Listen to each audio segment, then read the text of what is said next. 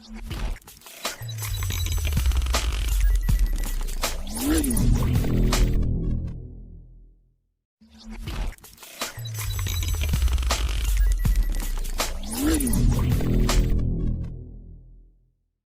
everyone, welcome to Sanus Biotech Academy. Today we are going to discuss about the gastrulation process. So before discussing about the gastrulation, let us recall about blastulation, which we have already discussed in the previous video.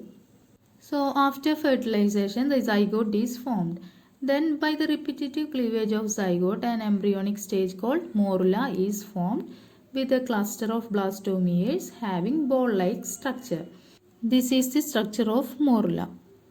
Then after further rounds of cleavage, blastula is formed with a single layered hollow spherical structure. And this is the structure of blastula. Then after blastulation, there is another process called gastrulation, which brings the reorganization of organ forming areas of blastula. The embryonic stage formed by the process of gastrulation is called gastrula. So all these morula, blastula and gastrula are different embryonic stages. Now let us discuss about the gastrulation. As we said earlier, gastrulation is the process of reorganization and displacement of organ forming areas of blastula. So during this stage, the cells in blastula are given new positions. Also, it converts a simple or one-layered blastula into 2 or 3-layered embryonic stage called gastrula. Also, the formation of primitive gut or archendron occurs during the process of gastrulation. Actually, by gastrulation, the fate of cells in blastula is predicted. It determines what kind of organs or tissues should be produced in our body. And this fate is determined by the formation of germ layers. The gastral germ layers are ectoderm, mesoderm and endoderm. The external layer is ectoderm, middle layer is mesoderm and the internal layer is endoderm. This is a major event occurred during the gastrulation. So the adult organs do not arise directly from the cells derived by the cleavage of zygote. The embryonic cells are first arranged into layers called germ layers from which the various organs are formed. This concept is germ layer theory. In some organisms, the ectoderm and endoderm are present and are called diploblastic. But in some other organisms, there is a third layer called mesoderm is formed in between the ectoderm and endoderm. Hence, they are called triploblastic. That's all about the different germ layers in gastrula. Now, let us see the different organs of our body developed from different germ layers. So from the ectoderm, the nervous system, brain, spinal cord, nerves, sense organs, epidermis of skin, hair, nails, sweat glands and lens of eye are produced. Then from the mesoderm, the bones, blood vessels, muscles, reproductive and excretory systems, the inner layer of skin and the connective tissues are produced. From the endoderm, the lining of digestive tract, urinary tract, lining of trachea, bronchi, lungs, liver, pancreas, thyroid, parathyroid and thymus are produced. So these are the organs developed from different germ layers. So gastrulation is a dynamic process which is controlled by some intrinsic factors in specific physicochemical conditions. There are various organ forming areas present in late blastula or early gastrula. The movements of cells during the gastrulation is called morphogenic movements, and all kinds of movements during the gastrulation is broadly classified into emboli and epiboli. The embolic morphogenic movements are the inward migration of coda mesodermal and endodermal blastomeres from external surface of blastula.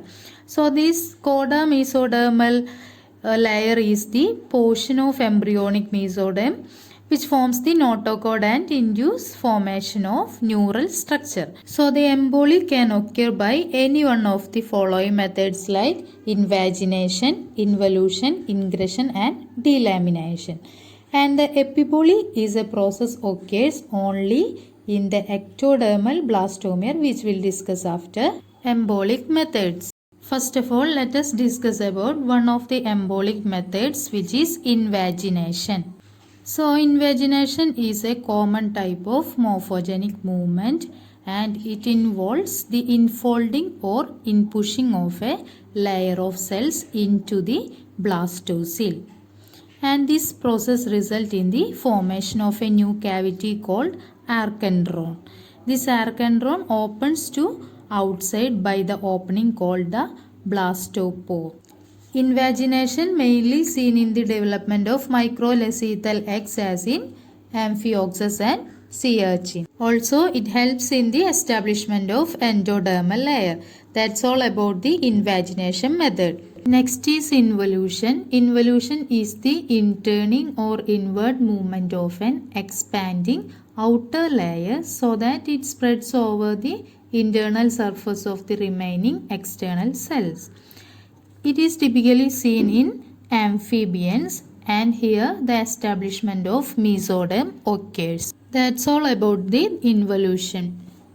Next method is ingression. Ingression is the migration of individual cells from the surface layer into the interior of the embryo.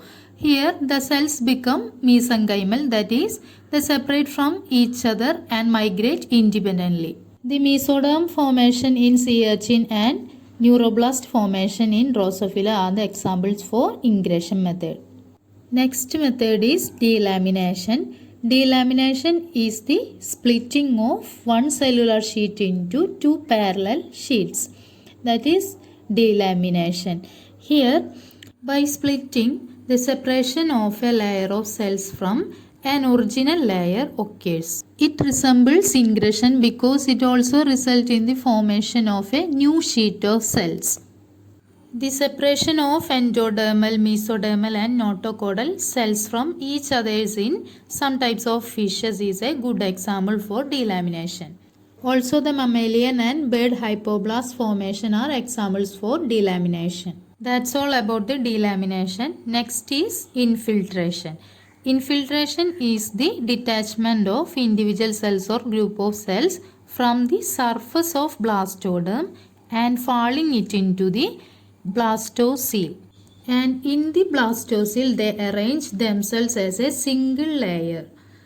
Also, it occurs during the development of endoderm in birds. So that's all about the infiltration. So we have discussed all the embolic morphogenic movements during the gastrulation. Next, let us see the epiboly method. This process occurs only in the ectodermal blastomeres, that is epidermal and neural areas which have the property of cell division, rearrangement and changing the shape of cell. So the epiboly is a movement of epithelial sheets, usually of ectodermal cells, that spread as a unit rather than individually to enclose the deeper layers of embryo.